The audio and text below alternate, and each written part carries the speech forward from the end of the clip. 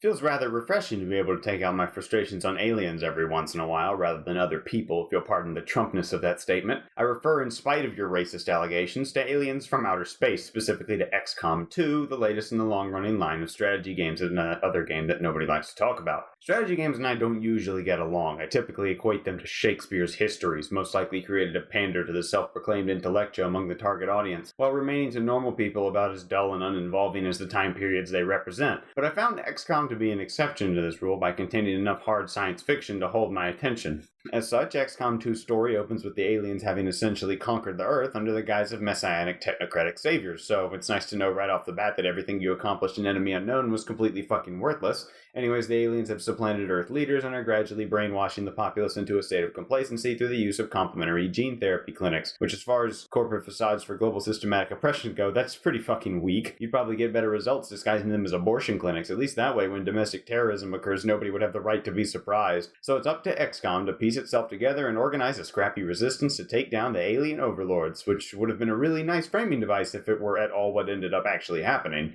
You see, the setup to the story, and indeed the god-awful tutorial mission, give the impression that the aliens have enough global surveillance to prevent the use of a full paramilitary operation, and that XCOM will have to be the ghost, per se, using stealth, sabotage, and other guerrilla tactics. Then, at the end of the opening cutscene, everyone climbs aboard a massive airship ripped straight from the Marvel Studios visual effects department. But at the start of the game, the entire ship is only staffed by like 15 people. Hell, you couldn't run a McDonald's properly with that measly number of employees, which makes it really awkward when the base management mechanic kicks in, and we're presented with a technologically advanced super helicarrier where 99% of the interior space is filled with random useless shit that the engineers won't get rid of until you specifically tell them to. It begs the question, what the hell was everyone doing during the supposed 2 decades since the last game? Sitting around with their thumbs up their butts eating cosmic brownies? So after all the tutorials are said and done, XCOM sets off to nobly stand up to humanity's alien oppressors with its entire R&D department consisting of literally 2 people and an army the size of your average book club. Then, when the game actually starts, we can see that someone at some point in development actually wanted the game to be tactical and insertion-based because almost every mission begins with your squad in some kind of stealth mode where units can move around freely without the enemy noticing them.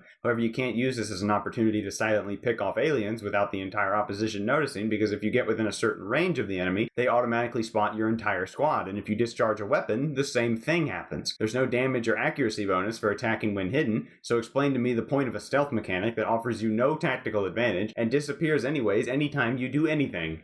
After failing miserably to be a stealth game, XCOM 2 reveals its true colors as a game geared almost entirely for challenge, attempting to evoke the difficulty curve of a game that's now over 20 years old. And it shows, too, because the game maintains difficulty through the absolute cheapest methods imaginable. You see, enemy units don't actually spawn until they're within your line of sight, and because of how this game works, this also means that you're in their line of sight, and the enemy always gets a free turn immediately after this happens because apparently game balance is for chumps and Democrats. The most units you're ever allowed to have on the field at one time is 4 guys, a drone or 2, which don't really count because they're tied to one of the character classes, and 1 UGV, whereas the enemy has no limit on their unit count, meaning they can flank easier, and things can go shit side up real quick once the aliens start rolling out fucking tanks and the giant snakes with inexplicably massive titties. I challenged the mental fortitude of the XCOM operatives in an earlier sentence, and this applies threefold for the actual soldiers because they're dumber than a box of Republican rocks. The apex of AI incompetence occurred during a mission where I was instructed to clear the area of aliens while rescuing civilians. My squad leader was flanked by the enemy and took a shotgun blast to the face, whereupon she immediately pissed herself, went into full panic mode, ran directly into a tire fire, curled up in fetal position, and just straight up died. As soon as I finished laughing my ass off and regained my composure, I looked back at the screen to see every other member of my squad keeled over, whimpering like castrated dogs in a pool of their own shit-stained combat slacks. So you better be ready to scum those saves in case the AI wants to go full banana nut crazy on you. Also, and I didn't come into this review expecting this to be a problem worth mentioning in goddamn 2016, but the voice acting in this game is simply abysmal. All the male voice actors sound like they just swallowed a silverware drawer, where all the female voice actors sound like they just got finished having their tonsils taken out. There's a huge range of foreign accents to choose from, but they all sound like they're being done by the same 4 or 5 clueless white Californian interns. And speaking of accents, I think someone needs to inform Firaxis of the last 200 or 300 years of European history, because Ireland is not part of the United Kingdom anymore. You can't just group Irish accents under the UK English category. It's not right. Not morally or anything. It's wrong. It's incorrect. You failed. F. See me after class. Also, and I know it's science fiction custom to take existing place names and put the word new in front of them, or Neo if you're trying to be fancy, but you can't just take Mexico and make it New Mexico. We already have a New Mexico. In terms of gameplay, the mechanics are recycled almost wholesale from Enemy Unknown, which is fine because Enemy Unknown was really good, but the enjoyment factor is undercut by the aforementioned severe balance issues. Honestly, you'd probably get a more wholesome and certainly get a less frustrating experience from just replaying Enemy Unknown.